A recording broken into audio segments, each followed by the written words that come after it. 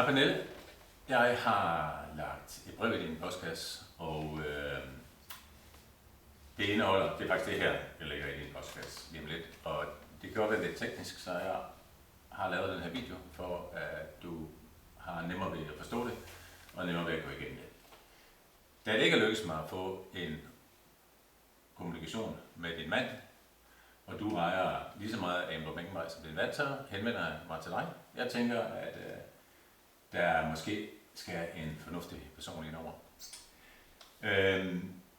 For at forstå det her, så indeholder det her alle de regnskaber, der er lavet, som jeg har lavet, mens vi har ejet det her hus sammen. Og de ligger fra 2020 og frem til 2024. Og på side 2 er det interessant, at der er lavet en udregning af indtægter og udgifter. Og i 2020 havde vi et overskud på 7.155 kroner.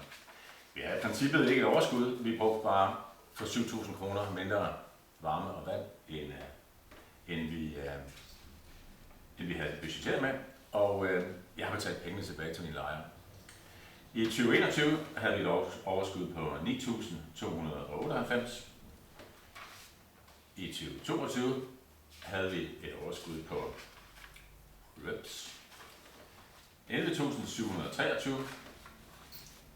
I 2023 der havde vi et overskud på 18.159. Og det skyldes primært, at I havde lavet alvorlige fejl i jeres indbetalinger. Og man er nødt til at lave et regnskab med de reelle indbetalinger, så I havde betalt jeres månedlige afgift 14 gange, så vidt jeg husker. Jeg kan ikke rigtig gøre noget ved jeres fejl, men i forbindelse med, at det så var året, hvor vi for sidste gang betalte ejendomsskat via en opkrævning, så lavede jeg et nyt budget. Og det budget er også på det her regnskab. Og så siden har jeg indbetalt ifølge det budget der. Det er relativt nøjagtigt, fordi det er kun 5 regninger, som man så lægger sammen, og så deler man det på 12 måneder, og så regner man ud. Fordi at man så holder forbruget ud. Så det der er drift og vedligehold, det er ret fast, og det der forbrug svinger en lille smule.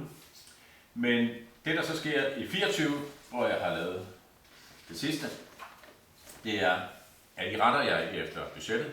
I bliver ved med at indbetale 3.133. I fik det ved årsskiftet.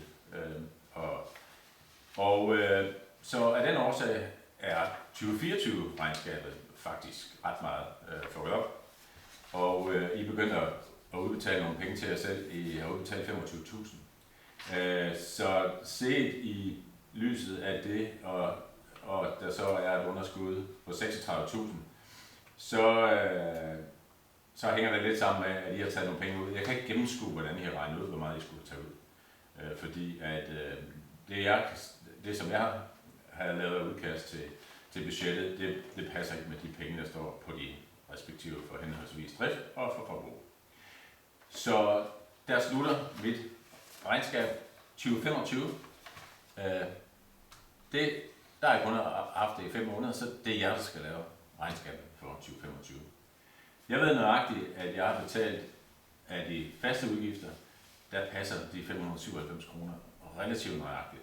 Jeg ved også, at forbruget, som jo er det dobbelte, det er for mit vedkommende, det er 1867 kroner. Der er formentlig betalt for meget i varme, men det, der er betalt for meget i varme, det må I beholde, eller det må I ikke beholde, men det må Sabine have lov at beholde. Så når det så kommer til, hvorfor vi har haft et overskud, så skyldes det, at jeg i 2021 lavede det her brev. Det får du også. Og der foreslår jeg simpelthen, at da vi har betalt for meget i vand og varme, så har jeg regnet ud, hvor meget vi skal have tilbage, hvor meget I skal have tilbage, og hvor meget jeg skal have tilbage. Og det skyldes jo, at jeg er nødt til at betale mine varmepenge tilbage til mine lejere. Jeg kan ikke opkræve for meget varme, og så lave et varmeregnskab, og så lade dem spare penge op for mig. Så derfor er det helt rigtigt at gøre at betale penge tilbage og tage det ud af regnskabet. Det synes Thomas ikke, vi skulle. Dem skulle vi spare op, og den diskussion undlader jeg undlod jeg at tage, fordi Thomas er ikke nemmere at diskutere med. Og så det, der er hæftet ved den her, hvor mit forslag var, at vi skulle udbetale pengene, det er alle varmeregnskaberne. I 20, der betalte jeg 6.100 kroner tilbage til mine lejere.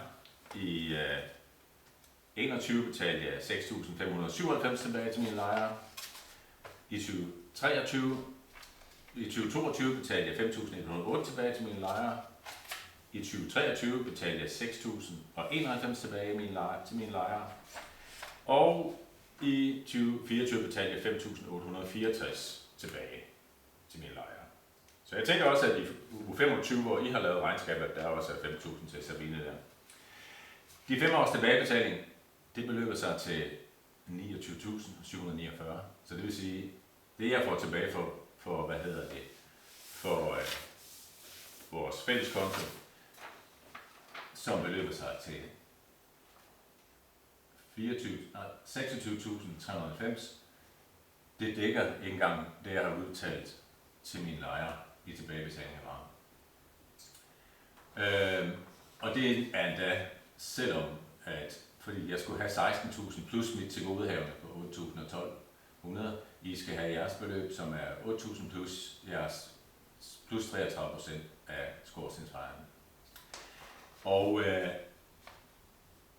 da jeg lavede et regnskab sidst, hvis man vil have penge tilbage fra et regnskab, så skal man bare lave et bilag, og så kan man sige, år 2020 skorstensfejning, 33% af skorstensfejrregningen, det er det, og så lægge tallene sammen. Det er faktisk det, jeg har gjort, og hvis Thomas ville have penge tilbage, så var det eneste, han skulle have gjort, det var at åbne alle ejendomsskatteregningerne, finde ud af, hvad koster skorstensfejringen, bede om 33% af det, så havde han fået det. Det havde jeg allerede lavet sidste gang, og så fik jeg en røffel for at have skorstensfejring en gang mere, selvom jeg havde lavet arbejde for ham. Det synes jeg er uartigt. Og derfor taler jeg ikke længere med Thomas, eller heller ikke efter den sidste mail. Så nu håber jeg, at der falder lidt fornuft over det her, og at jeg får mine penge. Bevidstheden om, at de her penge er betalt tilbage til mine lejere, og jeg har bedt om at få dem flere gange. Det gør, at ifølge dem, jeg har snakket med, og mig selv, så er det en overtrædelse af straffelovens paragraf 280 som mandatsvig. Og den får jeg en kopi af her.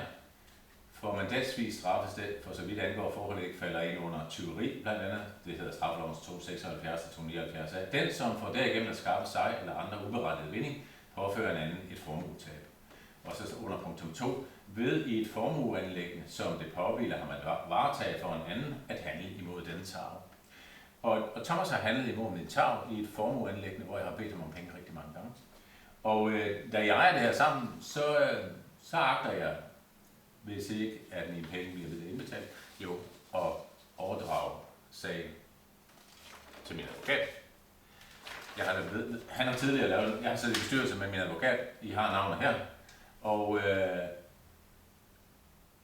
det vi sad i bestyrelse sammen, var han formand, og jeg var kasserer. Og han har lavet noget arbejde i forbindelse med en skældsag under byggeri på en nabogård ved mit sommerhus. Og her skriver han, at han skal gøre opmærksom på, at hans timesats udgør 2.500 plus moms, i alt 3.125 kroner i timen. Og de 3.125 kroner for hver time, min advokat skal bruge på at få pengene fra Thomas' konto, hvor de står over på min, dem har jeg hente hos jer.